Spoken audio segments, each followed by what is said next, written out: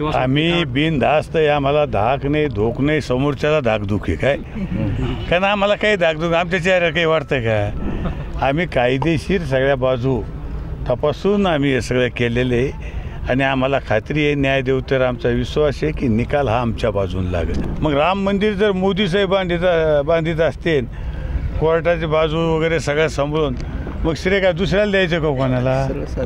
साधी गोष्ट आहे. त्यांना श्रेय मिळेल, त्यांना श्रेय मिळालं म्हणजे भाजप आलं नाही. मी आपल्याच पातळीवर बोलन, आता ते त्यांच्याकडे काय बोलले काय नाही मला याची काही कल्पना नाही. 10 तारखेला निकाल येण्याची शक्यता आहे असं बोललं जाते. काही धाकधूक वाटते का? काय विश्वास? आम्ही बिनधास्त आहे, आम्हाला धाक नाही धोक नाही, समोरच्याला धाकधूक आहे काय, कारण आम्हाला काही धाकधूक आमच्या चेहऱ्यावर काही वाटतं का? आम्ही कायदेशीर सगळ्या बाजू तपासून आम्ही हे सगळं केलेलं आहे आणि आम्हाला खात्री आहे न्याय देऊ तर आमचा विश्वास आहे की निकाल हा आमच्या बाजून लागेल. एक मिनिट शेवटचा प्रश्न झालेली याच्यात पक्षाचा काही संबंध नाही.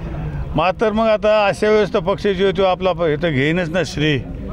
मग आता मोदी साहेब श्रेय नाही, मोदी भाजपचे पंतप्रधान म्हणून ते श्रेय घेऊ नये का? ते श्रेय घेणार ना, कारण त्यांच्या काळात होतं. माझ्या काळात जरी इथे भक्तनिवास होत असत हे श्रेय कोणाला भेटन? मलाच भेटन ना. मग राम मंदिर जर मोदी साहेब बांधित असतील, कोर्टाची बाजू वगैरे सगळं सांभाळून, मग श्रेय काय दुसऱ्याला द्यायचं का कोणाला? साधी गोष्ट आहे. त्यांना श्रेय मिळेल, त्यांना श्रेय मिळालं म्हणजे भाजप आलं. आणि राम भक्ताला श्रेय, सगळे त्याच्यात सहभागी आहे. अनेक संभाजीनगरचे राम भक्त तिथं पंढरपूरला 3 वर्षापासून काम करतात.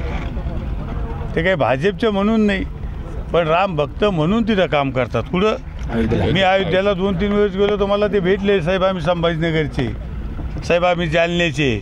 मग त्यांना काय पक्ष विचारला की मी तुम्ही कोणत्या पक्षाचे? आणि बाळासाहेब ज्यावेळेस होते तर बाळासाहेबाच्या काळात मी तुम्ही बघितलं असतं बाळासाहेब काय बोलले काय नाही, हा हे तुम्हाला माहिती आहे सगळं मी बोलण्यापेक्षा. मग भाजप वगैरे काही नाही, हा राम भक्ताचा विजय आहे सगळा. धन्यवाद सर. ते आपल्या इथल्या फक्त लोकांनी म्हणजे नारेज देत बसायचं आणि हे प्रकल्प सगळे तिकडे जाणार आहेत याची कल्पना मला नाही. कुठलेही प्रकल्प तिकडे चालले नाही, पण वावड्या उठवल्या जातात. हा प्रकल्प तिकडे चालला, तो प्रकल्प तिकडे चालला. एखादा दाखवून द्या ना की हा प्रकल्प तिकडे जाऊन सुरू झाला, दाखवून द्या. संभाजीनगरमधून आपलं पुन्हा एकदा नाव चर्चेत आहे लोकसभेसाठी. काय शिंदे साहेबांनी जे काही सांगितलं ते काम आम्ही करू. ते जे उमेदवार देतील ते उमेदवाराला आम्ही निवडून आणण्याचं काम करू. पण एक मी आपल्याला सांगतो, पांडुरंगाच्या या भूमीत सांगतो की शिंदे साहेबाचा खासदार हा दिल्लीत जाईल एवढं मी तुम्हाला संभाजीनगरचा सांगतो. आज 1 तारीख आहे. मोदयांच्या समितीमध्ये आहात, जरांगे साहेब दिंडी काढणार आहेत आरक्षणासाठी. काय त्यांना हे कन्व्हिन्स करण्याचा प्रयत्न होणार? आणि त्याला जोडून असं की काल चंद्रकांत दादा म्हटले की कमीत कमी 1 वर्ष लागेल मागासवर्गीय आयोगाचा अहवाल यायला. मागासवर्गीयचा अहवाल आपण रोज टी व्हीवर बघत असताना तुमच्याच माध्यमातून दाखवल्या जातं.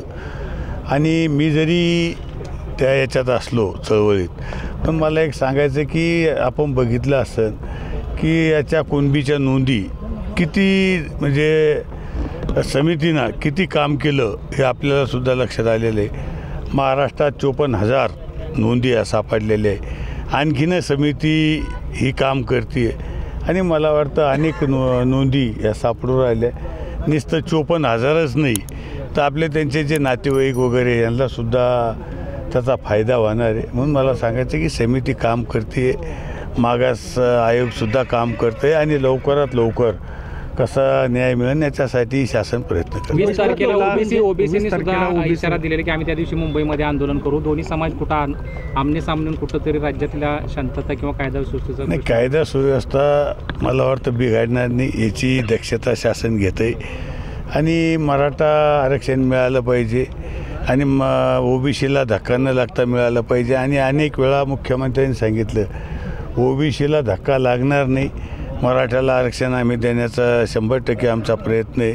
तशा पद्धतीनं काम चालू आहे. आपण आता 8 दिवसाला बैठक सध्या होते, समिती काम करते. त्याच्यामुळे लवकरच मराठा आरक्षण कसं मिळेल त्याच्यासाठी काम चालू आहे.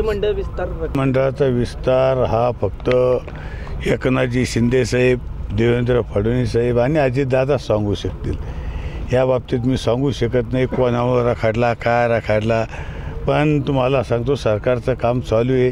मंत्रिमंडळ विस्तार जरी रखाडला तर काम रखाडलेलं नाही, काम झपाट्यांचं. शिरसट साहेब म्हणल्याप्रमाणे जयंत पाटलांमुळे रखडलाय, तर म्हणजे बाहेरून येणाऱ्यांना परत एकदा मंत्रिपद मिळून आपल्यातले म्हणजे मित्र आहेत गोगोले साहेब वगैरे परत अजून एकदा मंत्रिपदापासून वंचित राहणार आहेत का? शिरसाट साहेब काय म्हणले मी काही बघितलं नाही, मी काही ऐकलं नाही, म्हणून मला वाटतं की मला काही त्याच्या बाबतीतलं माहिती नाही, त्याच्यावर बोलणं हे उचित होणार. फेब्रुवारीमध्ये मराठा समाजाच्या आरक्षणासाठी विशेष अधिवेशन बोलवलं आहे, ते अधिवेशन होईल असं वाटतं फेब्रुवारी? आता स्वतः CM साहेबांनी सांगितलं की आपण विशेष अधिवेशन बोलवणार. CM साहेब बोलले म्हणजे सगळं CM साहेबाला अधिकार आहे, त्याच्यामुळं ते बोलले म्हणजे ते होणारच. जागा वाटपा लोकसभेच्या जागा वाटपाबाबत जयंत पाटील आणि उद्धव ठाकरे यांच्या चर्चा झाली आणि या चर्चेमध्ये काँग्रेसचे एकही नेते उपस्थित होते आणि जयंत पाटील यांनी कारण दिले की दिल्लीत काँग्रेसचे नेते दिल्लीला गेले. पण मला काय म्हणायचं, उद्धव साहेब असतील, जयंत पाटील असतील, त्यांना विचारलेलं बरे त्याची जागा वाटप मुंबईला होणार का दिल्लीला होणार का दिल्लीला किती वाऱ्या होणार त्यांच्या, हे त्यांनाच तुम्ही विचारू शकता. त्यांच्या जागा वाटपाविषयी मी काहीच बोलू शकत नाही.